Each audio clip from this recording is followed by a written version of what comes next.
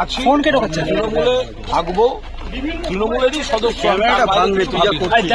কোন ব্যাপার না, কিছু আলোচনার বিষয় থাকে, সেই আলোচনাগুলো হচ্ছে। যিনি আপনাকে সাধারণ সম্পাদক, রাজ্য সাধারণ সম্পাদক পদ থেকে সরিয়ে দেওয়ার চিঠিতে সই করেছিলেন, তার বাড়িতে এসে বৈঠক করছেন। আমি যেহেতু কোনো চিঠি পাইনি, ফলে আমি তো অফিসিয়ালি কমিউনিকেটেড নই। এবার কোথায় কি হয়েছে তারা ভালো বলতে পারবে।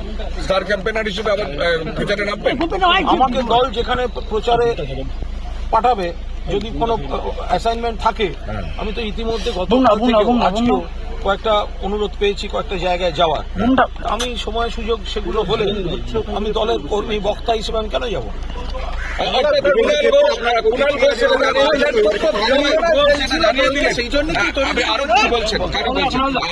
কুণাল ঘোষ সেটা জানিয়ে দিলেন যে তিনি দলের অ্যাসাইনমেন্ট পেলে তিনি প্রচারে যেতেও রাজি। কুণাল ঘোষ এবং একই